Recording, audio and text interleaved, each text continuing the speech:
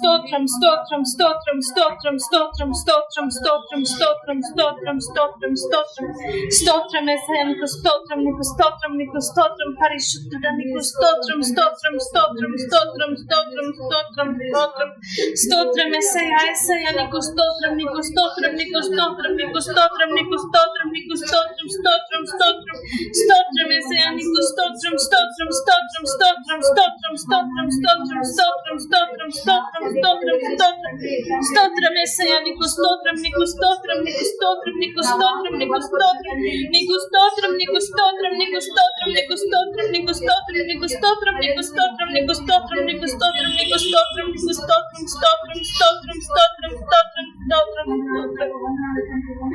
పరిశుద్ధుడా నీకు వేలాది స్తుతులు స్తుతులు స్తుతులు స్తుతులు స్తుతులు స్తుతులు స్తుతులు స్తుతులు స్తుతులు స్తుతులు స్తుతులు స్తుతులు స్తుతులు స్తుతులు స్తుతులు స్తుతులు స్తుతులు స్తుతులు స్తుతులు స్తోత్రం స్తోత్రం స్తోత్రం స్తోత్రం స్తోత్రం స్తోత్రం స్తోత్రం స్తోత్రం స్తోత్రం స్తోత్రం స్తోత్రం స్తోత్రం స్తోత్రం స్తోత్రం స్తోత్రం యేసయ్యా ఇస్తన్నర బసి కరోస్తన రోసి ఇక్ మాస్తనర బసి నరఖన్నరి సిరిఖడతో ఇమాసీనర బసి కరోసన రఖన్నసి ఇక్ మాస్తనర బసి ఇతన్నరి ఖన్నరోస్తనర బసి ఇనరస్తనర కన్నసి కన్నరస్తి కిరకొడతి ఇమాస్తనర బసి ఇకన్నరి కొడతి నరుస్తనర బసి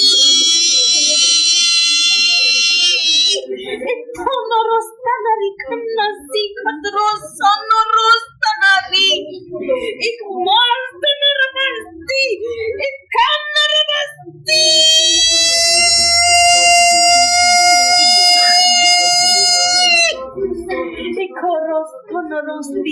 ఆశీర్వాదము ఆశీర్వాదము ఆశీర్వాదము నిత్య జీవము నిత్య జీవము నిత్య జీవము ఆకలి ఆకలి ఆకలి కొనిన వారికి యేసు అనుగ్రహించే నిత్య జీవము నిత్య జీవము నిత్య జీవము ఆమేన్. మంచి దేవుడు మన కోసం ఎంతగానో ఆయన దేవుడు మన కను దృష్టితో పరిశీలన చేసే దేవుడని తన కను దృష్టితో నిరంతర హోలికర కోసం జీవితాన్ని నడిపించే దేవుడని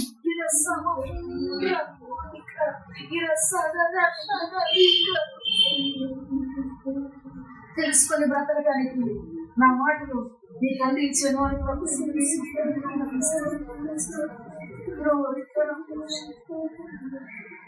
కృప వెంట కృపను అనుగ్రహించి జ్ఞానము కలిగి వివేకము కలిగి దేవునితో భయము భక్తి కలిగి సహవాసముతో నా ప్రభువే నా కేడము నా ప్రభువే నా రక్షణ శృంగము నా ప్రభువే నా ఎత్తైన కోట అని అని అని బ్రతకడానికి నీకు తోడుగా నిలిచిన తండ్రిని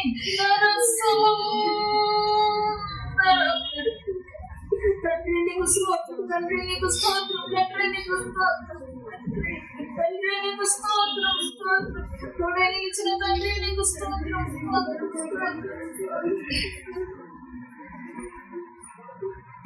ఏదో ఒక దిక్కున ఎక్కడో ఒక చోట నేను బాగానే ఉన్నాను అనుకుని నీవు బ్రతకొచ్చాను.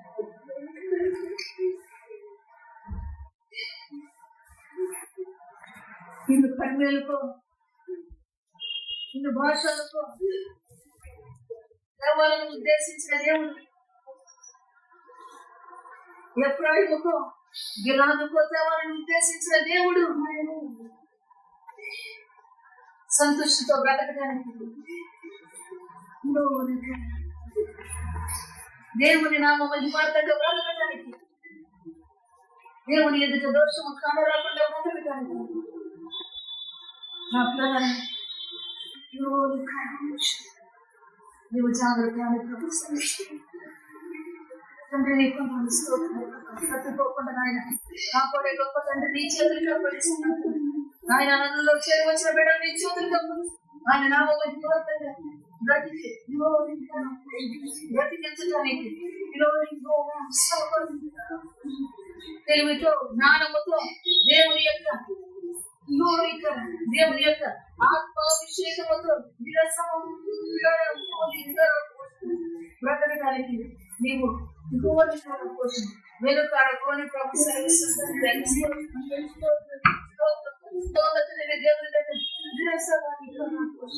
మహామహిమగలిగిన దేవుని దగ్గర గ్లోరీకరం కోసం సత్యం ఉంది, సత్యం ఉంది, సత్యం ఉంది, న్యాయం ఉంది, నీతి ఉంది.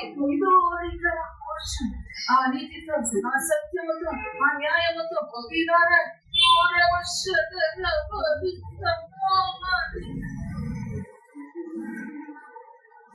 బ్రతకడానికి నేను నిన్ను బలపరుస్తూ ఉన్నాను. యేసుక్రీస్తు మంచి దేవుడు. యేసయ్య రామయ్య నామం గణపరచబడే రీతిగా నీకు చేతగాని భక్తిని భక్తి కలిగిన దానికి బ్రతకడానికి నేర్పించి భక్తి కలిగిన బిడ్డలను బ్రతకడానికి ఓ నా సంగమా భక్తి కలిగిన సంగమైన బ్రతకడానికి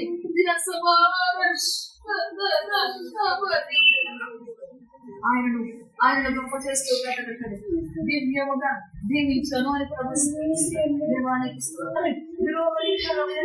దేవునికి స్థితికరమైన తండ్రి కుమార పరిశుద్ధాత్మ దేవుని యొక్క ధర్మలను గడచివిని మాటలు పెట్టి దరిద్రుడుగా నిరంతరుడుగా బ్రతకండి విశ్వాసముతో భాగ్యవంతులుగా తేజరీయునకు నేనుగా మహిమతో నీ మధ్యన సంచరిస్తూ ఉన్నాను.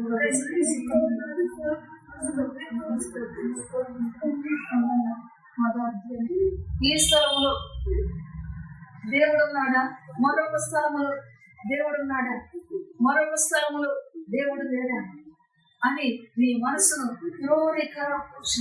వేదంతో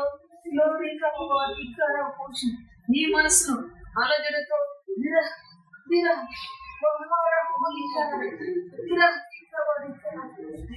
స్థిరము కానిపోకుండా నీవు చేసుకోలేక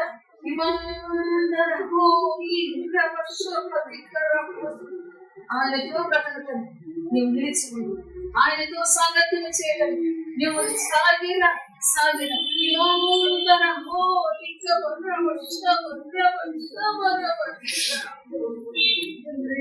నీ వెనగిన సంగతులను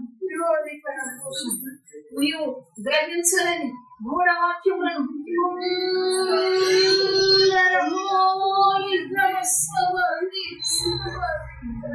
నా ఆత్మబలముతో ఎరగటానికి నా జ్ఞానముతో దేవుని సహవాసం కలిగి బ్రతకటానికి దీవిస్తూ ఉన్నాను అని ప్రభు సెలవిస్తుండగా ఆయనకి స్థితిగా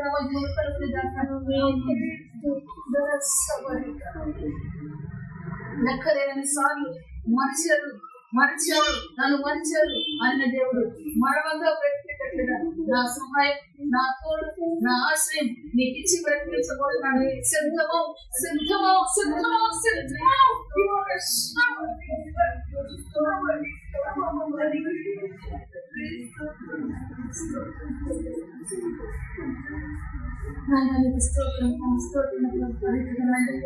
సహాయం చేసి సమస్త పరిశుద్ధుడు మా తండ్రి స్తోత్రం స్తోత్రం స్తోత్రం స్తోత్రం స్తోత్రం స్తోత్రం లెక్కలేనని మేళ్లు నా పక్షంగా దేవుడు అనుగ్రహించాడని ఆమెను పలకండి అని నీకు వందనాలు. స్తోత్రం స్తోత్రం వందనాలు స్తోత్రం తండ్రి స్తోత్రం ప్రభ స్తోత్రం తండ్రి నాయన వందనాలు స్తోత్రం తండ్రి స్తోత్రం ప్రభా రీతిగా ప్రభ నీ బిడ్డల పక్షంగా మీరు కలిగి ఉన్న నీ గొప్ప తలంపులు బట్టి వందనాలు నా తండ్రి అయ్యా నా తండ్రి నా స్తోత్రం తండ్రి స్తోత్రం ప్రభ అయ్యా నీ మేలుడితో తృప్తి వచ్చే దేవుడుగా నా తండ్రి నాయన అయ్యా నీ ఉపకారాలతో ప్రభు నా తండ్రి నీ క్షేమములకు నడిపించే దేవుడుగా కుటుంబాన్ని మీరు ఏర్పాటు చేసుకున్నందుకు నీకు వందనాలు స్తోత్రం తండ్రి. అవునాయన నీ మందిర ఆవరణంలో లెక్కలేని మేలు ఆ మేలులతో ఆ బిడ్డలు మీరు బలపరచబోతున్నందుకు నీకు స్తోత్రం, నీకు స్తోత్రం, నీకు స్తోత్రం, నీకు స్తోత్రం. బ్రదర్ బట్టి నాయన శిష్యుని బట్టి నీకు వందనాల స్తోత్రం. ప్రేమించిన బిడ్డల ముగ్గురు బట్టి నీకు వందనాల స్తోత్రం. కనికరించండి, కృప చూపించండి ప్రభు. నాయన నీకు వందనాల స్తోత్రం తండ్రి. యోగ్యులము అని బ్రతకటానికి నా ప్రభు కృప దీవించింది అని ఆమె తండ్రి వందనాల స్తోత్రం, స్తోత్రం, స్తోత్రం ప్రభు. ఆ రీతిగా మీరు చేస్తున్న సహాయం అంతటి కొరకు నీకు వందనాల స్తోత్రం తండ్రి. బ్రదర్ చేస్తున్న జాబులు తండ్రి నాయన మీరు సహాయించండి, జ్ఞానంతో నింపున్నారు నా దేవుడు. తన దక్షిణ హస్తం నాకు తోడుగా ఉంచి నేనుగా నీ కృప, నీ దేవుని కృప నిరోధికర నీకు అధికం చేశాడని విశ్వాసం ఆమెను పలుకుంటున్నటువంటి తండ్రి నీకు వందనాల స్తోత్రం, స్తోత్రం. రీతిగా నీ దక్షిణ హస్తం తోడుగా ఉంచి ఇచ్చిన వాగ్దానం మలిచే దేవుడు కాదు నాయన. నీ వాగ్దానం నెరవేరుస్తున్నా మీ క్రియలు జరిగిస్తున్నట్టు నీకు స్తోత్రం చెల్లిస్తున్నాను తండ్రి. అయ్యా నా తండ్రి నీకు వందనాల స్తోత్రం తండ్రి. బిడ్డలు దేవుని నామ మహిమార్థంగా బ్రతకటానికి నీదా బాధ్యత, తల్లిదా బాధ్యత, ఎవరిది బాధ్యత అంటున్నాను.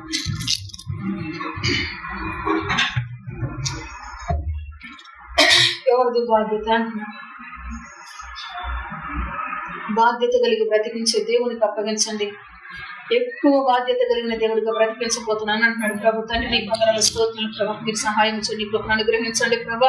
నువ్వు సమస్తం ఎరిగిన దేవుడు కనుక నాయన నీ చేతులకి అప్పగిస్తున్నాను కానీ నాయన మాకంటే మా పైన నీకు ఎక్కువ బాధ్యత ఉన్నది ప్రభు. నీకు వందనాల స్తోత్రాలు ప్రభు, స్తోత్రం. అటుగా నీకున్న బాధ్యత ప్రకారం నా తండ్రి నాయన నీకున్న మంచి మనసుతో ప్రభు పెంచడానికి ఇష్టపడుతున్న తండ్రి నీకు స్తోత్రం. రీతిగా నాయన నీ చేతుల్లోనే పెడుతున్నాను తండ్రి. నీకే మహిమ ఘనత ప్రభావాలు చెల్లిస్తున్నాను తండ్రి. బిడ్డల చదువులో మీరు సహాయం చేయండి, జ్ఞానాత్మక నింపండి. మెండుగా బిడ్డలను దీవించండి, ఆశీర్వదించండి ప్రభు.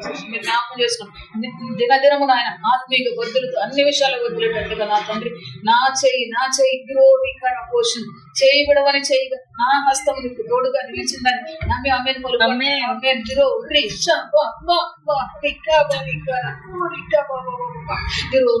పోషణ తండ్రి నీకు వందనాలు స్తోత్రం తండ్రి, స్తోత్రం ప్రభావం. ఆలయక సమస్యలకు పరిగెత్తే రీతిగా నా కృప అధికం చేస్తూ ఉన్నాయని ప్రభు సెలవుస్తున్న తండ్రి నీకు వందనాలు ప్రభు. రీతిగా నీ బిడ్డలు మీరు కరుణించినందుకు నీకు కృతజ్ఞత స్థుతులు చెల్లిస్తూ యేసుక్రీస్తు ఘననామములో బిడ్డలు చేసే ప్రతి సత్క్రియను బట్టి నీకే మహిమ ఘనత ప్రభావాలు చెల్లిస్తూ దీవించి ఆశీర్వదించి మనం కొంతమంది ప్రార్థించి దీవించి వేడుకుంటున్నాను నా తండ్రి.